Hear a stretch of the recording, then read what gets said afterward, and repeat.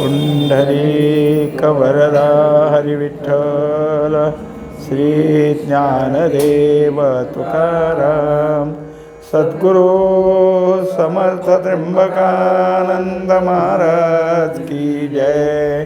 महाबुली ज्ञानेश्वर महाराज की जय। जगद्गुरु तुकाराम महाराज की जय। श्री गुरुदेव दत्त।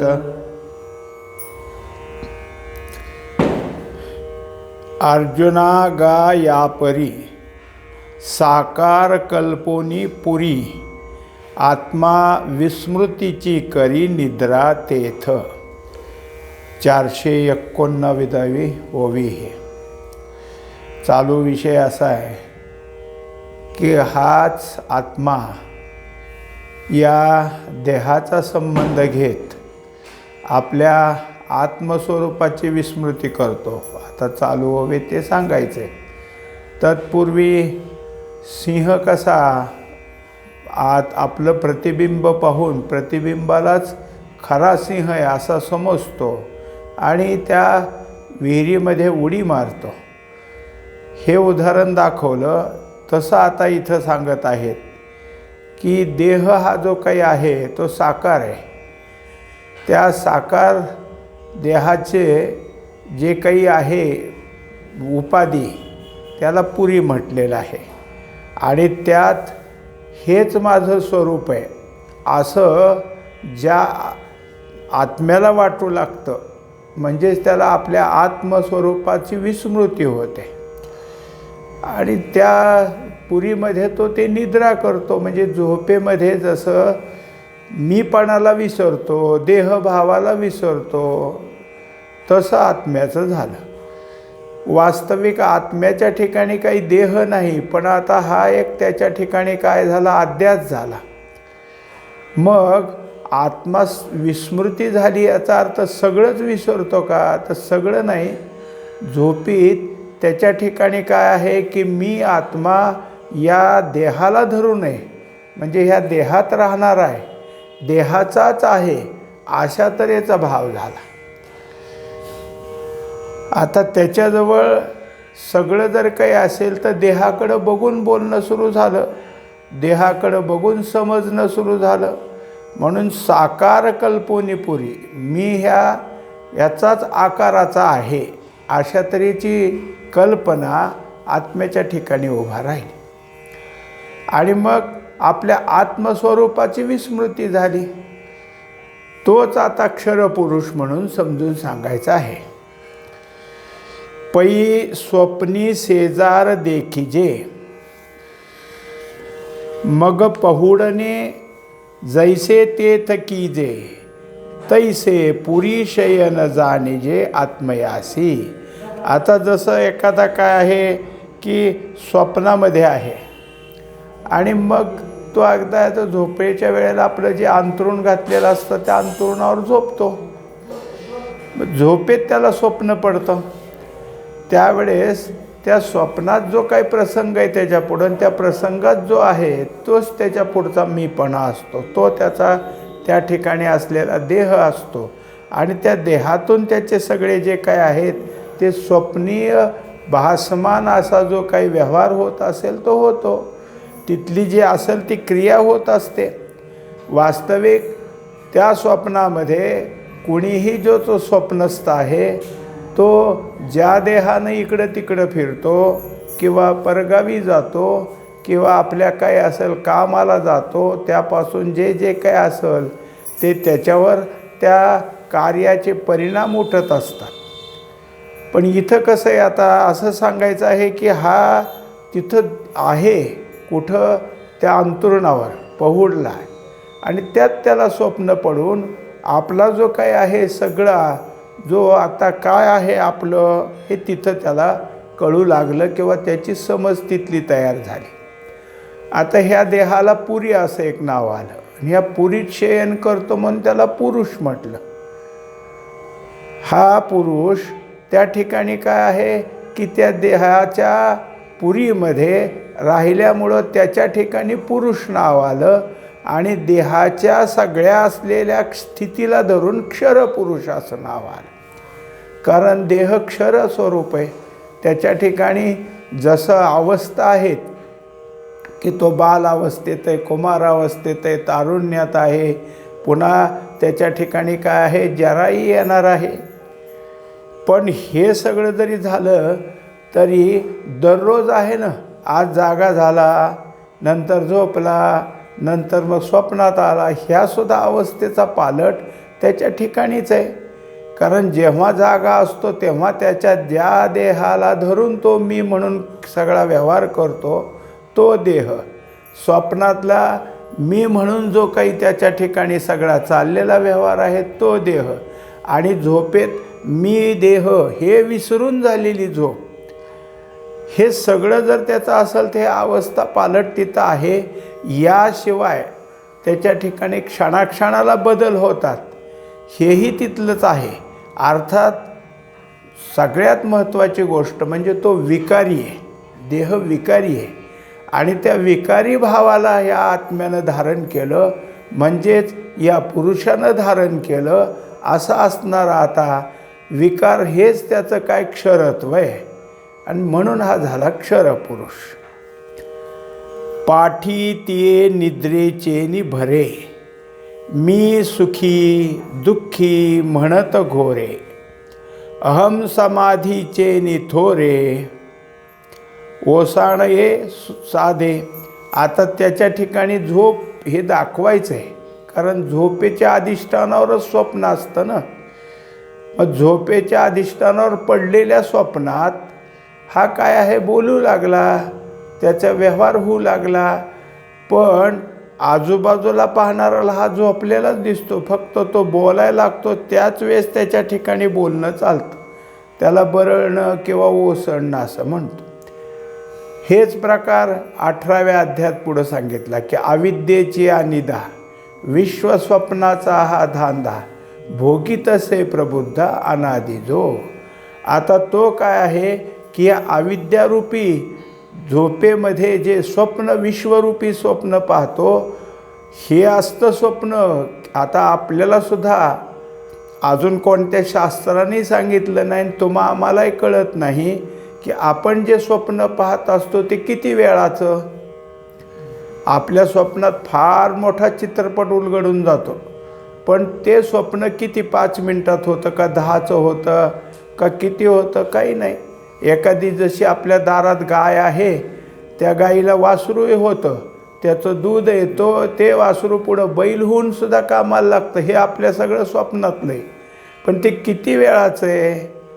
इथं त्यांनी सांगितलं विश्वस्वप्नाचा धांदा, भोगीतसे प्रबुद्ध, अनादि जो, अनादि काळापासून हा याच्यातच गुंतलेला आहे. आता याच्या ठिकाणी यातनं जाग करणारं कोणी जर मिळालं तरच मग तिथं ती घटना दाखवली की महावाक्याचे नावे, म्हणजे तिथं जे काही महावाक्य, त्या महावाक्याच्या नावाने त्याला जागं केलं. कुठं अनादि काळात ते स्वप्न भोगत असणाऱ्याला तसं इथे. आणि याच्या ठिकाणी जे काही चाललं ओसळणं, त्याच्यात क्षणाक्षणाला बदल आहेत. मी सुखी म्हणणारा मी दुःखी म्हणतो. एखादा याला सांगतो त्याला सांगतो, जे भेटेल त्यांना बोलत असतो. माझ्या मुलाला नोकरी लागली, माझ्या मुलाने पहिला पगार माझ्याकडं पाठवून दिला, त्याच्यानंतर आता तो मला सारखी विचारपूस करतो. त्याच्यानंतर दुसऱ्या महिन्याचा सुद्धा पगार आला, दुसऱ्या महिन्यात तो सगळ्याला तेच सांगतो. 8-10 महिन्यांनी गाठ पडली, ज्यांना हे सांगत होता त्याने विचारलं कसं चाललं आहे मुलाचं. म्हणलं नाव घेऊ नका, मला विचारतच नाही, तो माझ्याकडे पैसे पाठवत नाही. आत्ता त्याच्या संबंधानं 4 महिने सुखी होता तर दुःखी. हे तरी झालं काही अंतराचं, पण दिवसातसुद्धा आमच्याकडे कितीतरी सुखदुःख असतं. मग हा नुसतं सुख भोगतो असं नाही, तर मी सुखी म्हणतो. आणि दुःख असलं तरी दुःखाताने सुद्धा मी दुःखी म्हणतो. जसं रामायणात सांगतात की हनुमंताचं शेपूट पेटवलं आणि ते लागलं, त्याच्यामध्ये जाळ लागल्यानंतर ते लागलं की याच्या गळ्यात पडतंय, त्याच्या गळ्यात पडतंय आणि त्यांना सगळ्याला काय भाजून निघायला लागलं. ते म्हणले, अरे बघ हे कसं करतंय, काय कर मला त्याला दुःख झालंय म्हणून तुमच्या गळ्यात पडतंय. तसं दुःखी माणूस नुसतं नाही, कोणाच्या तरी गळ्यातसुद्धा पडत असतो. हे सतत त्याच्या ठिकाणी चाललंय. आता हे जे काही आहे ते रूपक मांडले ना, की हे झोपेतलं स्वप्न आहे म्हणून घोरे. मी सुखी मी दुःखी असा त्याच्या ठिकाणी काय आहे, घोर आहे. अहम समाधीचे नि थोरे.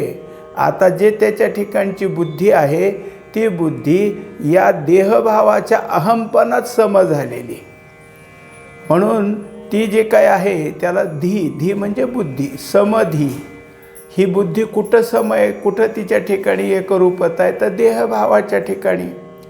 स्वतःचा देहभाव ती सगळ्या ठिकाणातून आपल्या ठिकाणी पक्क करते. म्हणजे देहाला जे जे काही असेल त्या प्रकारचं, जसा देह आकार, त्या देह आकाराबरोबर देहाला आणखीन त्या उपाधीला जे काही विशेषणं चिटकलेली आहेत ती सगळी माझी आहेत असं त्या बुद्धीनं काय केलेलं आहे, ग्रह केलेला आहे. म्हणून त्या अहंकाराला घेऊन वागणारी ही बुद्धी हे माझं माझं, हे मी असं ओसणत असते. हा जनको हे माता, हा मी गौरहीन पुरता, पुत्र वित्त कांता माझे हे ना. आता त्याच्या ठिकाणी सगळं तिथं प्रयोग तयार होतात.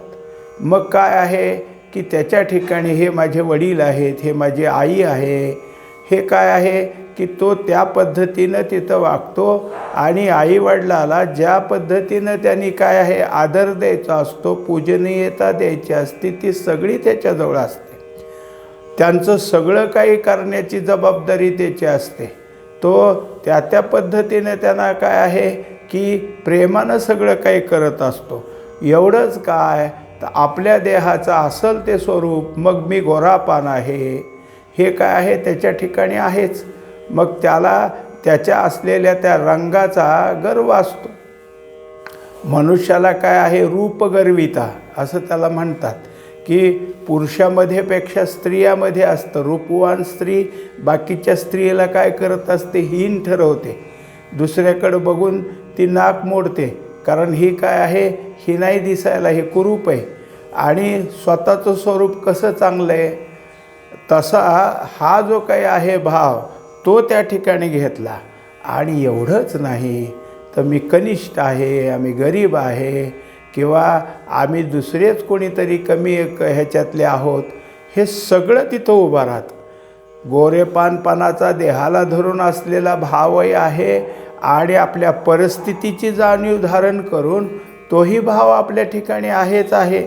हे सगळंच जर काही असेल तर आहे. जसं अगोदरचं नातं दाखवलं की हे माझे वडील आहेत, हे माझी आई, तसं पुढचं नातं सुरू झालं, हे माझी बायको आहे, हे माझी मुलं आहेत, हे मी कमवलेलं सगळं धन आहे, या सगळ्या असलेल्या स्थावर इस्टेटीचा मीच मालक आहे, हे सगळं माझं आहे. आता नुसतं माझं आहे असं कधी नसतं. माझं म्हणलं की त्याचं संगोपन करण्याची जबाबदारी असतेच. कोणत्याही वस्तूला माझं पण आलं तर वस्तू असते जड, पण जड वस्तूचं सगळं काही निभावणं, त्याच्या ठिकाणी काय असेल ते सगळा तिचा संरक्षणाचा भाग याच्याकडं असतो आणि तो ते निभावत असतो. हा सगळीकडचा काय प्रघात आहे. प्रत्येकजण माझे जे काही माझं माझं म्हटलेलं आहे त्याला सांभाळतच असतो.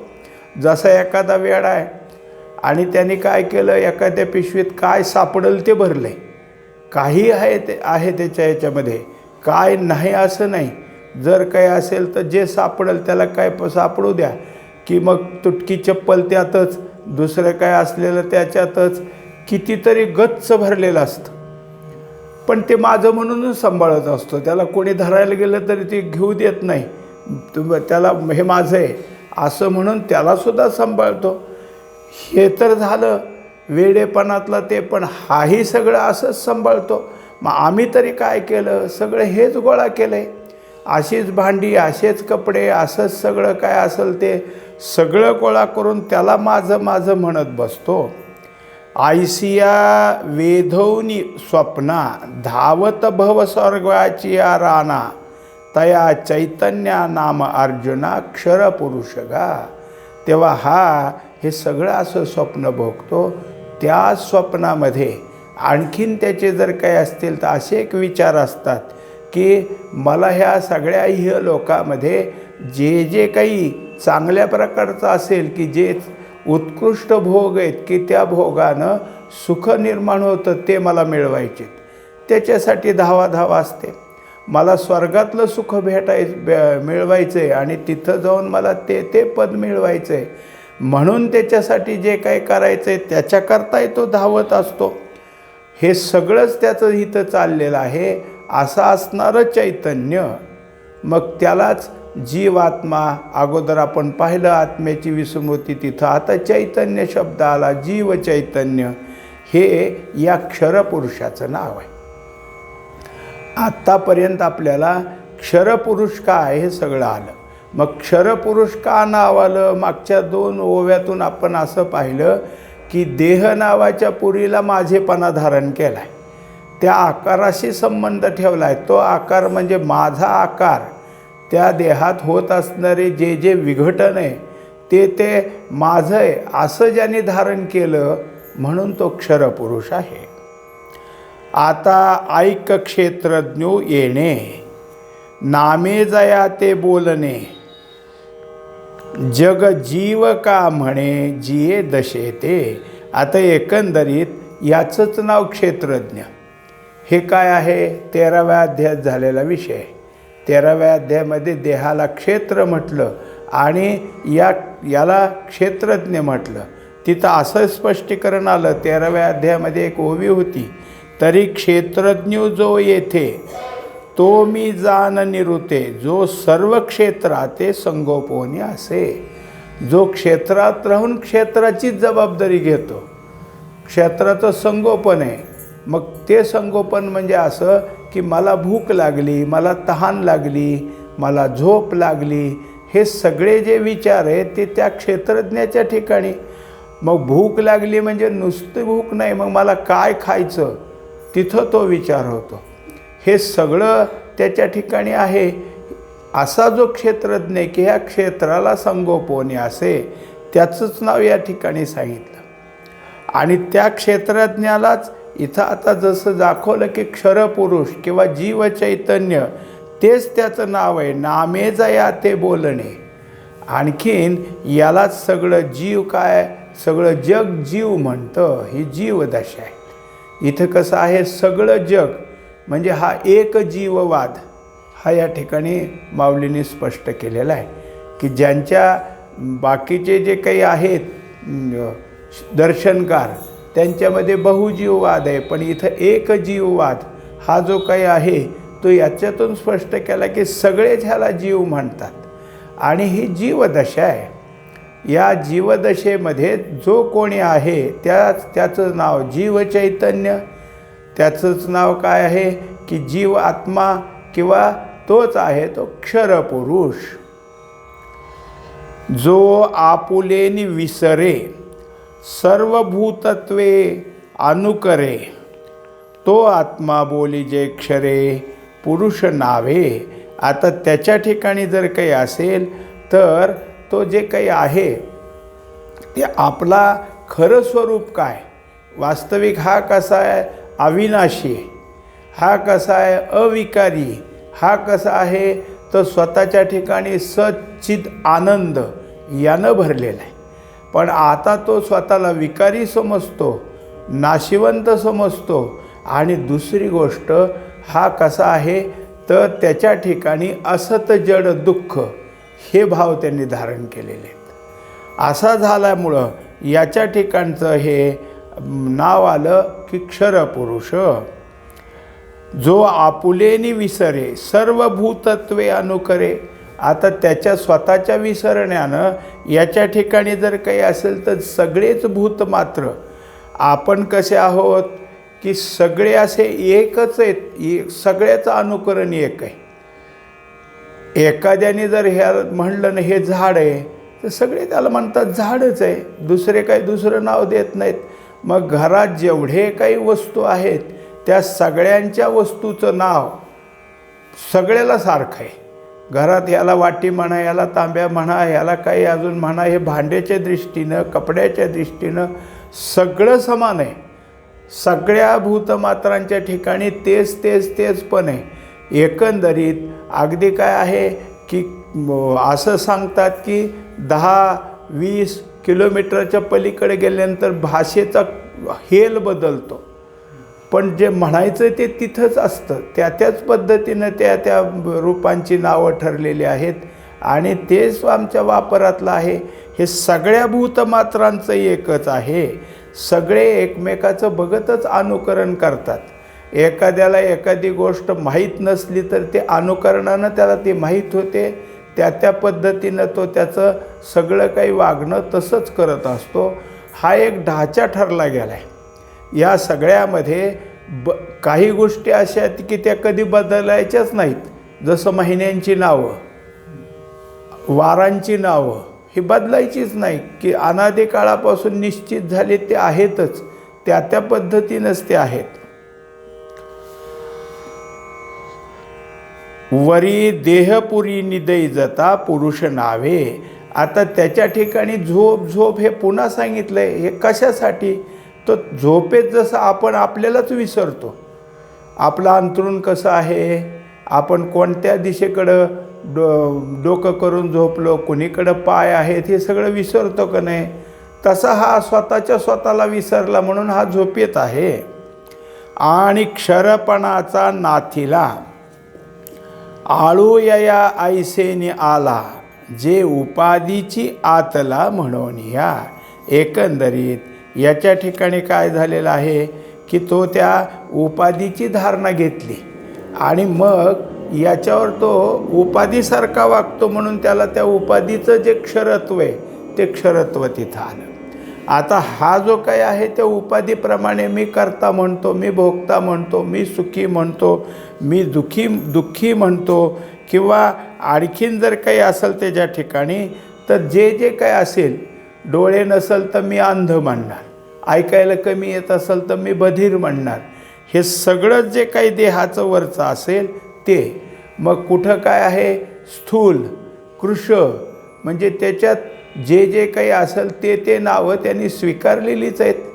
ज्याच्या ठिकाणी कित्येक वेळा असं असतात की जी काही समवयस्क मुलं असतात, त्या समवयस्क मुलामध्ये एखादा अगदी जाडजूड जर असला तर दुसरी मुलं त्याला जाड्याच म्हणतात आणि हाय हो म्हणतो. त्याला ते काय झालेलं असतं की आता मान्य झालेलं असतं की आपण सगळ्यापेक्षा शरीरानं जाडजूड आहे. हे सगळं ज्या उपाधीने धारण केले, त्या इंद्रियांचे भाव ज्या उपाधीने धारण केलेत, इंद्रियाचे विषय, ते सगळे ह्यांनी माझं म्हटलेलं आहे.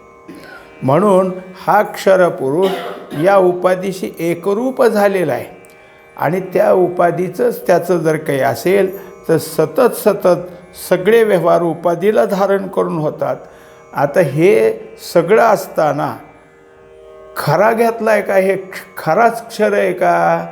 खरा हा नाशिवंत आहे का? पण हा गुंतला ना त्याच्यात आणि मी त्यातला आहे असं ह्याने सत्यभाव करून घेतला. हे सत्य नसताना मी तेच आहे अशी त्याची धारणा तयार झाली. जैसी खळाळाचिया उदका सरसी उदाळे चंद्रिका, तैसा विकारा औपाधिका ऐसाची गमे. मग आता त्याला उदाहरण आलं की जसं वाहतं पाणी आणि त्या वाहत्या पाण्यामध्ये वर आकाशात असलेल्या चंद्राचं प्रतिबिंब दिसल्यानंतर त्या वाहत्या पाण्याबरोबर त्या प्रतिबिंबाला वाहतंय असं दिसत असतं आणि तेच सत्य आहे असं पाहणारे ठरवतात. चंद्र पळतोय, चंद्र वाहून चालला. हे जे त्याच्यावर आरोप आले ते आरोप करणारे आहेत. हे तैसा विकारा उपाधिका, त्याप्रमाणे आता इथं तरी मनुष्य काय करील, असं कसं झालं असेल म्हणाल, पण ठरणारे जे कोणी पाहतात ते म्हणतातच चंद्र याच्यात जसं ढग आहेत आणि ढग जोरात पळत असले तर आपण ढग पळाले म्हणत नाही, चंद्र पळतोय म्हणतो. हे काय आहे, आपल्या ठिकाणी एक म्हणण्याचे किंवा दिसण्याचा प्रकार तयार होतो. तसं प्रत्येक विकार त्या उपाधीचेत, पण याच्या ठिकाणी धारण झाल्यामुळं हा तसाच आहे हे पक्क झालं. का खळाळू मोटका शोषे आणि चंद्रिका तई सरसीच भ्रंशे, तैसा उपाधिनाशी न दिसे उपाधिकू. आता यात जसं अगोदरचं उदाहरण पाहिलं की खळाळाबरोबर चंद्र वाहतोय, तो जो काही पाण्याचा प्रवाह आहे तोच आटला, तो आता वाहत नाही. मग आता इथं इतका भ्रम आमच्या ठिकाणी झाला की चंद्रही संपला असा भ्रमच त्या ठिकाणी झाला. तसं आहे की या उपाधीच्या नाशाबरोबर हा उपाधिक म्हणजे त्या उपाधीत आलेला तोही नाश पावला, हे आमच्या ठिकाणी आहे. आयसे उपाधीचे निपाडे क्षणिकत्व याते जोडे, तेणे खोकरेपणे घडे क्षर हे नाव. आता त्याच्यात या सगळ्या गोष्टीला काय आहे की उपाधीचेच कारण आहे आणि उपाधीचा क्षरत्वपणा याच्या ठिकाणी धारण झाला. आता याला दुसरं एक नाव दिलं खोकरे. मागं 8व्या अध्यायात हा शब्द आलेला आहे. म्हणजे कसं आहे तर याला विशिष्ट प्रकारच्या 10 इंद्रियांची तर भोकं आहेतच, पण सगळे रोम आहेत आपल्या शरीराला, जेवढे काही केस आहेत तेवढी सगळे अजून छिद्र आहेतच. इतकी छिद्र असून सुद्धा या छिद्रातून ह्याचं कुठंच गळणं नाही. का तर यातलं काही जसं आहे तसं. म्हणून याचं काय केलं, याला एक नाव दिलं की हा कसा आहे तर बारीक बारीक छिद्राचा. आणि दुसरी गोष्ट असून नसल्यासारखा आहे, न्यूनपणा आहे. म्हणजे याच्या ठिकाणी आहेपणा हा नाहीपणातच जमा आहे. तसं याचं क्षर हे नाव त्या ठिकाणी आलं. एवं जीव चैतन्य आघवे, हे क्षरपुरुष जाणावे, आता रूप करू बरवे अक्षरासी. आत्तापर्यंत क्षरपुरुष काय आहे हे आपल्याला सांगितलं.